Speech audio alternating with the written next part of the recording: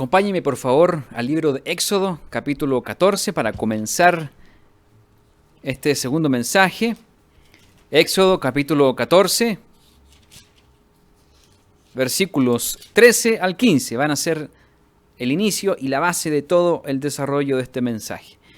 Éxodo, capítulo 14 y versículos 13 al 15, dice así: Y Moisés dijo al pueblo: No temáis, estad firmes, y ved la salvación que el Eterno hará hoy con vosotros, porque los egipcios que hoy habéis visto, nunca más para siempre los veréis. El Eterno peleará por vosotros y vosotros estaréis tranquilos. Entonces el Eterno dijo a Moisés: ¿Por qué clamas a mí? Di a los hijos de Israel que marchen. Uno de los eventos más cruciales en toda la Biblia tiene que ver con los orígenes de la nación de Israel. Y es justamente este momento en la historia, donde están entre Faraón y el mar. Lo que vamos a ver hoy, sin mayor preámbulo, es que vamos a dar una pequeña mirada a este relato de Éxodo, muy breve. Vamos a extraer unos puntos, los vamos a aplicar a la iglesia primitiva y nos vamos a quedar con una llamada a la acción para todos nosotros como individuos y como iglesia a avanzar. El título es: Tranquilos, observemos y avancemos. Tranquilos, observemos y avancemos. Una de las épocas donde vemos la mayor cantidad de señales, de milagros en el cielo de Dios en la Biblia, es sin duda esta salida del pueblo de Israel de Egipto con las 10 plagas y también con el cambio de semblante de lo que ocurre en el corazón de Faraón, que Dios endureció el corazón de Faraón, un poco cambiante, ¿no? Un poco que de repente decía que la mayor parte del tiempo decía que no, después decía que bueno, con condiciones, después dijo que sí, después que no, después de que sí, que no, y después vuelve a arremeter con el pueblo de Israel para acabar con todos ellos, después de la última plaga, cuando se le muere su primogénito. También vemos a los egipcios regalándoles joyas a los esclavos y dejándolos partir.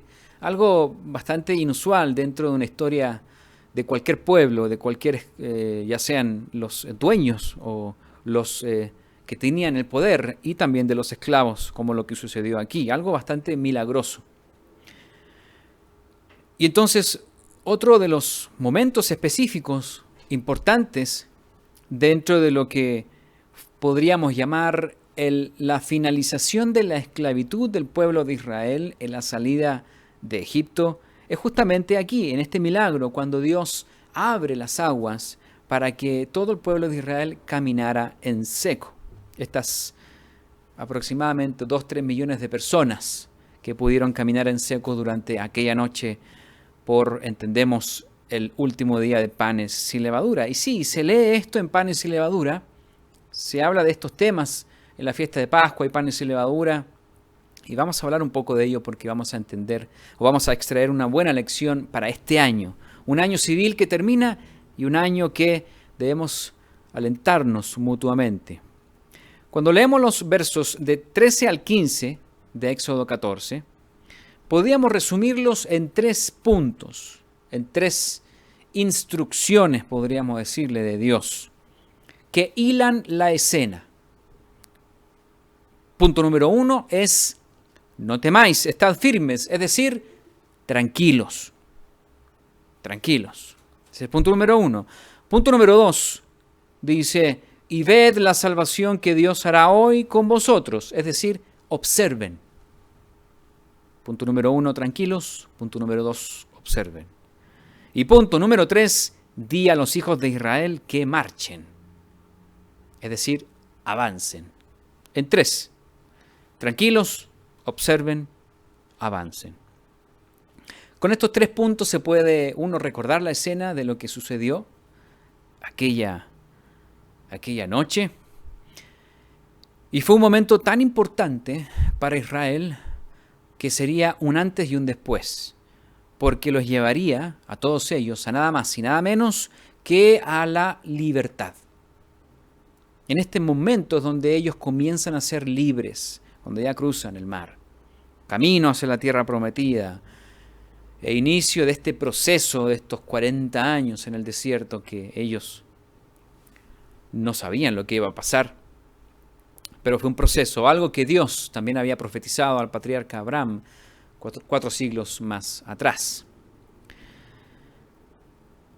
Estos 3 puntos, estas 3 claves, que le estamos llamando más que claves o puntos como instrucciones de Dios, son las que recibió Israel antes de cruzar las aguas, en un momento tan sublime, tan lleno de emoción, tan apoteósico, tan milagroso, tan increíble. Y estos 3 puntos son aquí, en esta cena con Israel, antes de cruzar el mar. Vamos a tomar estos 3 puntos que acabamos de asentar, o estas 3 instrucciones, y las vamos a traer mucho más adelante, más de 3 milenios, o por ahí 3 milenios más adelante, con la época de la iglesia primitiva, no 3 milenios, perdón, 1500 años, pongámosle, más adelante, con la época de la iglesia primitiva. La época de la iglesia primitiva. Y hay que ir recordando estos 3 puntos, porque de eso vamos a tratar el resto del tema. Y vamos a partir con el número 1. Tranquilos. Tranquilos. Cristo, el Hijo del Dios viviente, como dijo Pedro cuando se lo reveló Dios el Padre, Cristo, el Hijo del Dios viviente, formó una iglesia, la iglesia de Dios. Y no fue algo que se hizo de la noche a la mañana, no fue algo muy fácil. Fue algo bastante dedicado. Fue un proceso amoroso, donde Cristo corrigió muchas veces y enseñó otras tantas a su iglesia y a todos los que lo rodeaban. Principalmente a estos 12 individuos que conformarían la iglesia, 12 apóstoles. Pero si hablamos de uno de los momentos más oscuros y perturbadores desde este proceso inicial, creo que llegaríamos a la conclusión de que fue la muerte de Jesucristo y aquellos 3 días y 3 noches donde los apóstoles, los discípulos, los familiares de Cristo estuvieron realmente en un momento agónico, en un momento oscuro, en un momento difícil. Antes de que esto sucediera, antes de que Cristo fuese sacrificado, Cristo les hizo un regalo. Sí, un regalo. O al menos fue su intento amoroso de que entendieran lo que Él les estaba dejando antes de marcharse. Paz. Lo leímos hace 2-3 semanas atrás, en uno de los sermones, pero vale la pena volver a recordar este punto de la paz. Vamos a Juan 14. Acuérdense, estamos en el punto número 1. Tranquilos, tranquilos. Juan 14, 1. Vamos rápidamente, que ya esto ya lo vimos, ya lo leímos. Juan 14, 1. No se turbe vuestro corazón, creéis en Dios, creed también en mí. Juan 16, 33. Juan 16, 33. Estas cosas os he hablado para que en mí tengáis paz. En el mundo tendréis aflicción, pero confiad, yo he vencido al mundo.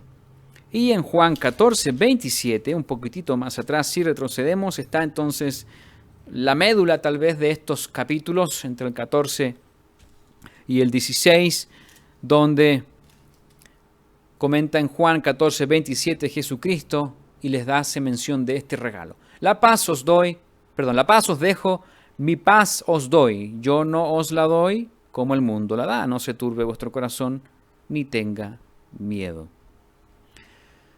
Esto lo dijo Jesucristo antes de que fuera tomado por los soldados y y llevado él a este triste juicio nocturno, ilegal. Entonces esta frase, este regalo de Jesucristo lo podemos conectar con esta primera instrucción que vimos en Éxodo. Tranquilos, yo les doy paz. Si nos preguntamos un momento, ¿por qué Cristo fue tan enfático en este concepto de la paz? Justo en este momento, tal vez porque se venían estos tiempos oscuros, la despedida. Cristo aquí estaba comenzando a despedirse. Su maestro, su Señor, su amigo, ya no estaría con ellos. Y los había llenado de esperanzas. Habían visto los milagros de Jesús, habían visto su sabiduría, su paciencia, habían tenido visiones algunos de ellos. Y Cristo les dice, vosotros lloraréis y lamentaréis. Se venían tiempos difíciles. Y también les dijo, también vosotros ahora tenéis tristeza.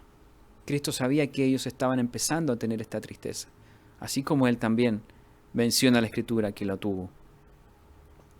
Cristo en su despedida les da el mejor regalo, la verdadera paz.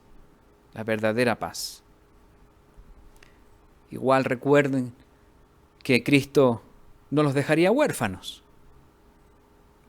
Vendría el Consolador, el Espíritu Santo, de verdad, que los guiaría a toda la verdad. Juan 16:13 habla de este elemento también esperanzador, de que no estén tristes, yo les doy paz y recuerden, no van a estar solos.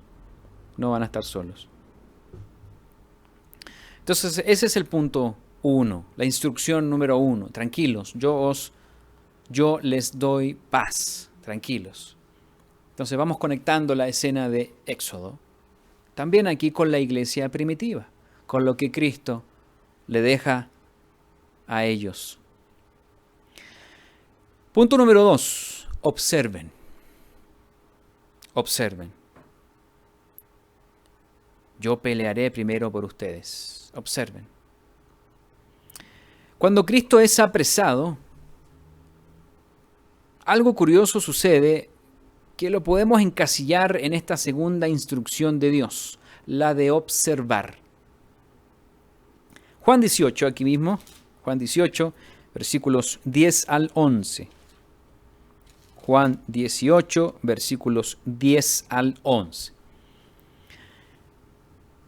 Aquí vienen entonces los soldados, viene Judas, lo traiciona con un beso, etcétera, etcétera. Y aquí entonces está Jesús que les dice, ¿a quién buscáis? Yo soy. Se caen al suelo y viene el versículo 10. Entonces Simón Pedro, que tenía una espada, la desenvainó e hirió al siervo del sumo sacerdote y le cortó la oreja derecha. Y el siervo se llamaba Malco. Yo me confundía que era manco, pensando que le iba a cortar la mano, pero no, era Malco. Versículo 11. Jesús entonces dijo a Pedro, mete tu espada en la vaina. ¿La copa que el Padre me ha dado no la he de beber?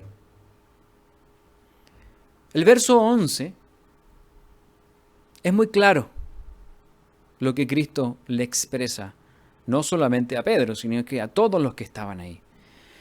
Le dice a Pedro y al resto que no es momento de que hagan algo, porque la copa que el Padre le ha dado a Jesucristo la tiene que tomar Él.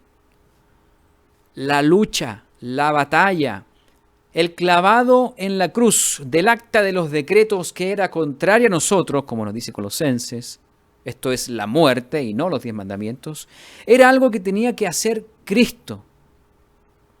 Porque para eso vino a la tierra, para salvarnos.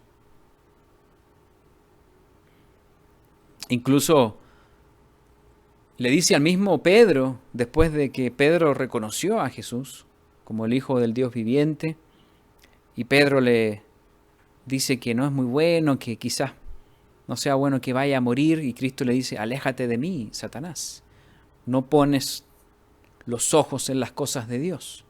Esto era muy importante realizarse Y aquí entonces Cristo le está diciendo, yo tengo que hacer algo.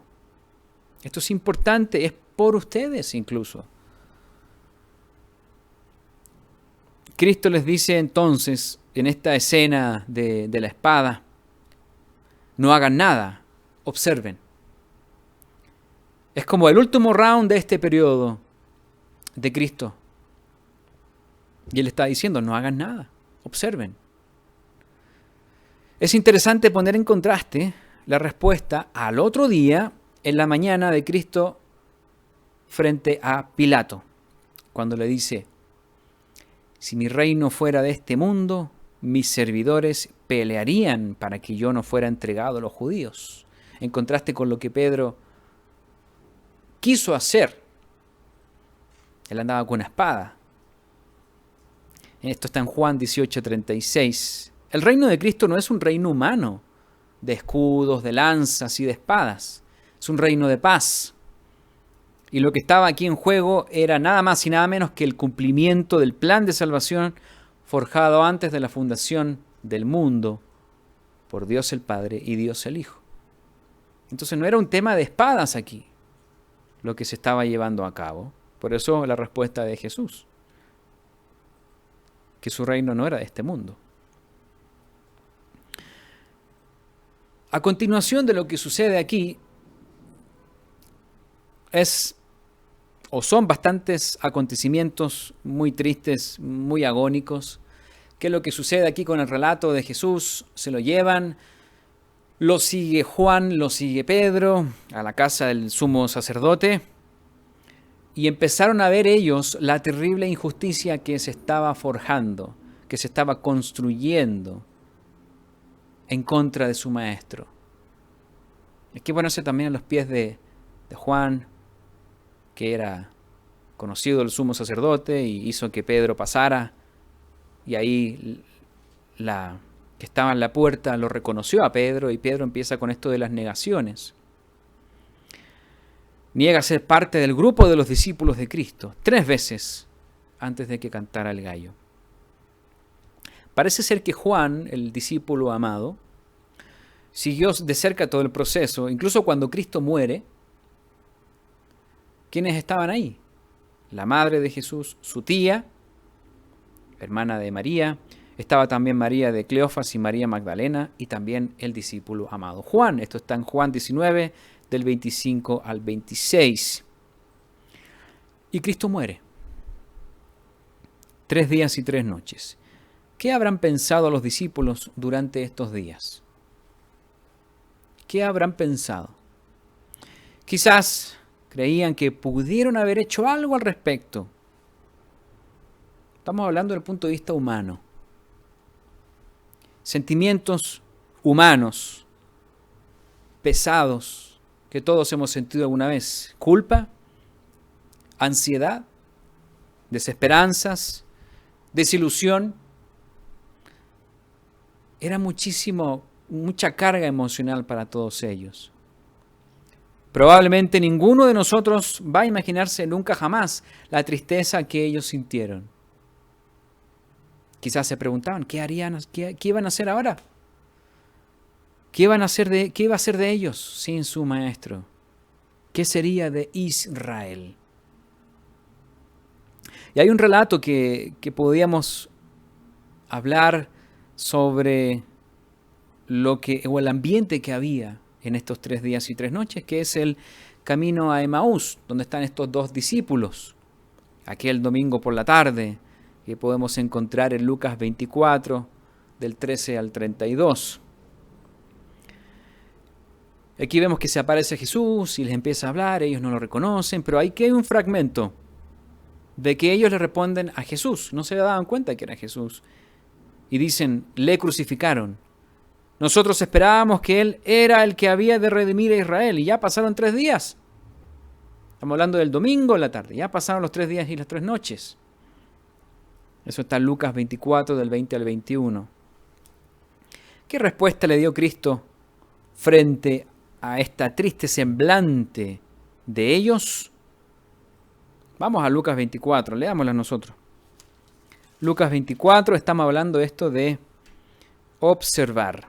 en la iglesia primitiva después de que Cristo muere y pasan estos 3 días y 3 noches.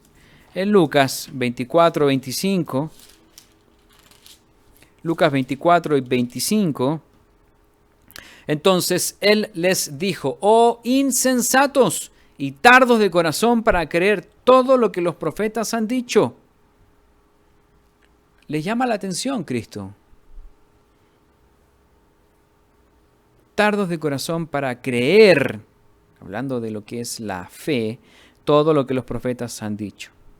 Este mismo llamado de atención se le dirige al resto del grupo cuando estaban reunidos un poquitito más adelante, y les extraigo el fragmento cuando les dice: era necesario que esto pasara, estaba escrito. De esto hablaba la ley de Moisés, los profetas y los salmos. Eso está más adelante en el versículo 44 al 46, hablando de que esto estaba escrito, tenía que suceder. Sin embargo, hay que recalcar un tema. Que cuando Cristo se aparece, ellos estaban reunidos a puertas cerradas por temor a los judíos, como dice Juan 20, 19. Cristo cruza las paredes, o la puerta, o lo que haya sido, y lo primero que les dice: paz a vosotros. Shalom. Esa era la frase que ellos necesitaban, porque tenían mentes muy confundidas, turbadas, con miedo, con ansiedad, con desesperación. No podían salir, no querían salir por miedo a todo lo que había afuera. Tal vez los iban a matar a todos ellos ahora, ya que mataron al jefe, ahora matarían a todos los otros, a su líder. Muchas cosas pudieron haber pasado por las mentes de ellos. Lo que hace Cristo aquí es recordarles la instrucción número 1 que vimos. Tranquilos, paz, la que leímos en Juan 14 y 16. Ya había actuado Cristo, que fue la instrucción número 2. Observen, yo voy a pelear, yo voy a cumplir esto, esta es mi copa que me dio el Padre. Y ahora le vuelve a decir paz, vuelve a la número 1. Cristo ya entonces cumplió con esta parte, ellos lo vieron su muerte, una obediencia hasta la muerte de cruz, había resucitado, ya estaban siendo testigos de esto. Cristo había sido presentado a Dios el Padre y ellos fueron testigos de todas estas cosas, observaron todos, como dice el versículo 48 aquí de Lucas 24, y vosotros sois testigos de estas cosas. Observen lo que va a pasar, tranquilos, yo voy a pelear.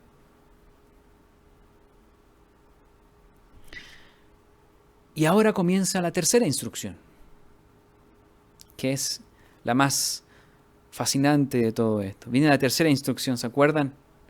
Tranquilos, observen. ¿Y cuál es la tercera? Avancen. Ahora les toca a ustedes. Recordemos la escena de Israel, entre Faraón y el mar. Dios les dijo que estuvieran tranquilos, que confíen, que se queden quietos, en paz, que Él iba a obrar, a pelear la batalla. Ved la salvación que está delante, dice Éxodo. Y en este tercer punto es cuando tuvieron que ellos mover sus pies y avanzar. Ya lo leímos en Éxodo 14:15. ¿Por qué clamas a mí? Di a los hijos de Israel que marchen. Marchen, la palabra hebrea de nasá. Marchen, avancen, muévanse. ¿Ya estaban tranquilos? ¿Ya estaban observando a su alrededor? Ahora les toca a ustedes. ¿Qué hizo ahora entonces la iglesia primitiva a partir de este punto de que ya se aparece Jesús, les vuelve a dar paz, ya observaron, estaban tranquilos? ¿Qué hizo la iglesia a partir de este punto en adelante? Avanzó. igualmente avanzó. Las instrucciones de Cristo fueron muy claras. Quédense en Jerusalén, porque recibirán poder de lo alto. Y con este poder de Dios, entonces ellos pudieron, como iglesia, comenzar la gran comisión: hacer discípulos en todo el mundo y predicar que guarden las cosas que Cristo les había mandado guardar. Así termina Mateo con la gran comisión. Vamos a Hechos 2. Hechos 2, versículos 42 al 43.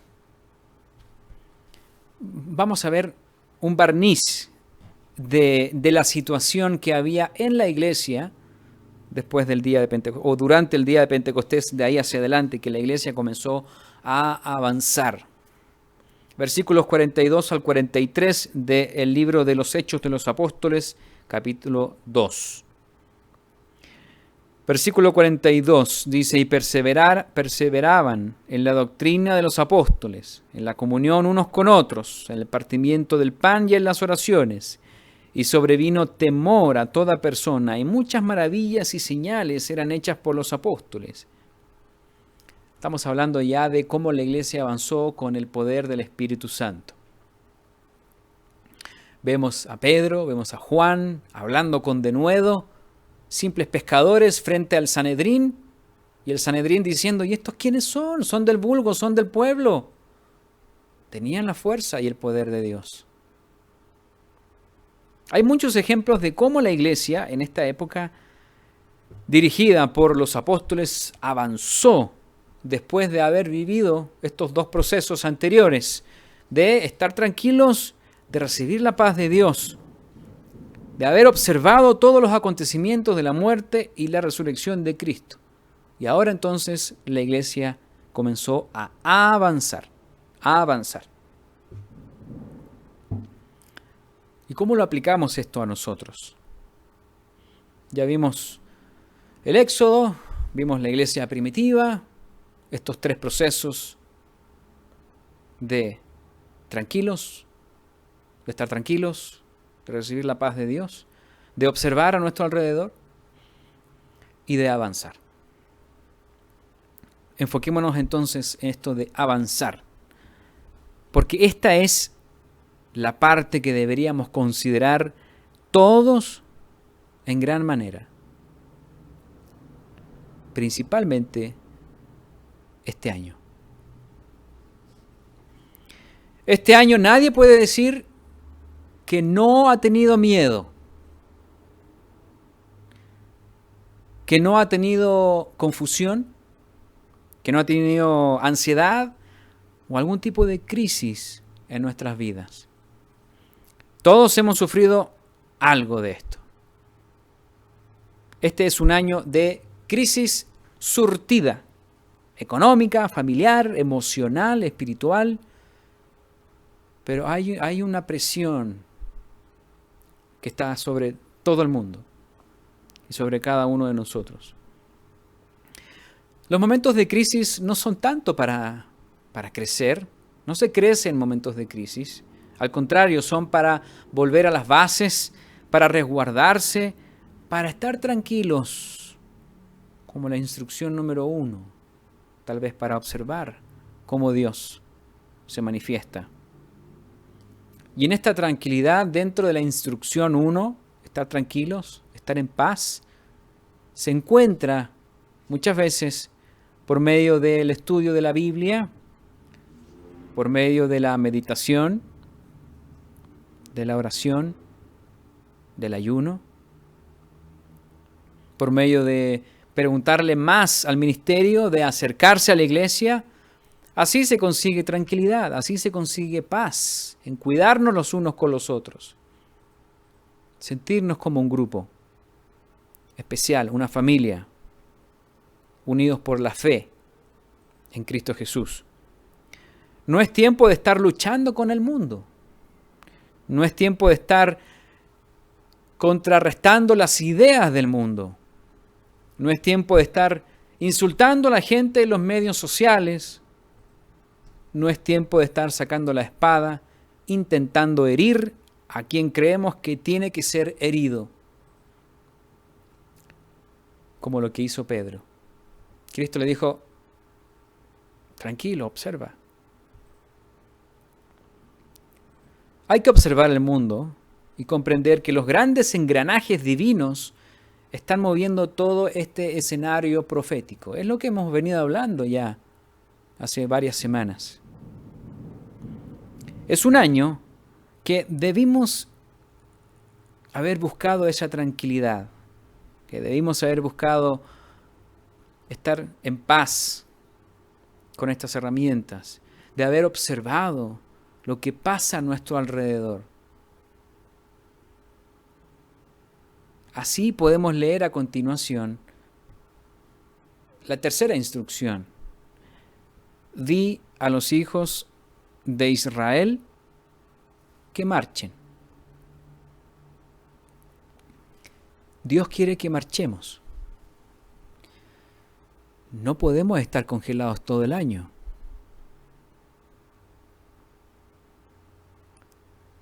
Estamos terminando el año civil romano. ¿Y saben qué? Celebramos las 7 fiestas santas de Dios. En pandemia. ¿Se lo había imaginado alguna vez? Yo no. Quizás nos imaginábamos Pascua, panes y levadura, pero todo el año, todas las fiestas de Dios, en casa, ahí puso Dios su nombre.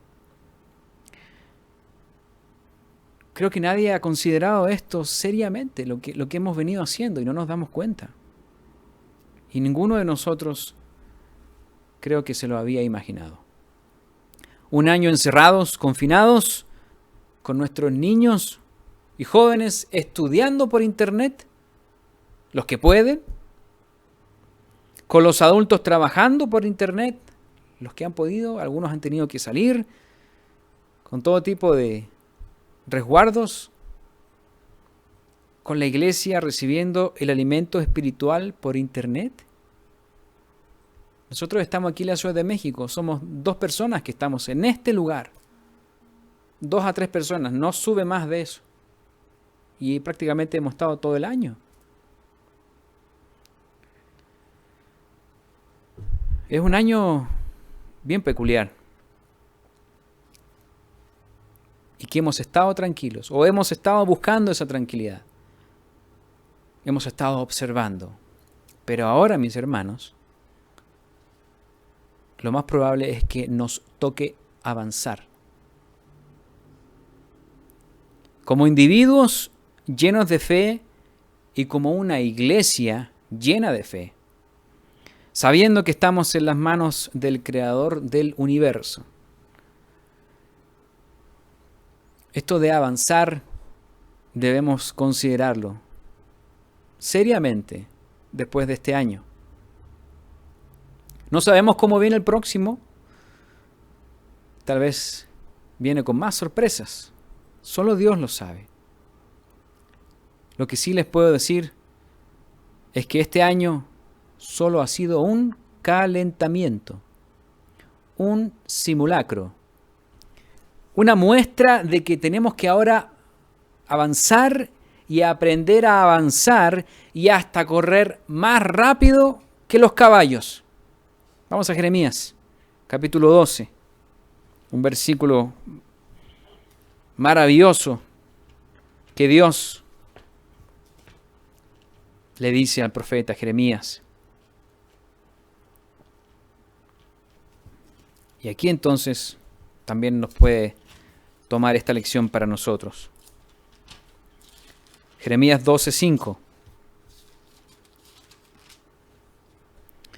Un hombre valeroso, un profeta valiente, un varón de Dios,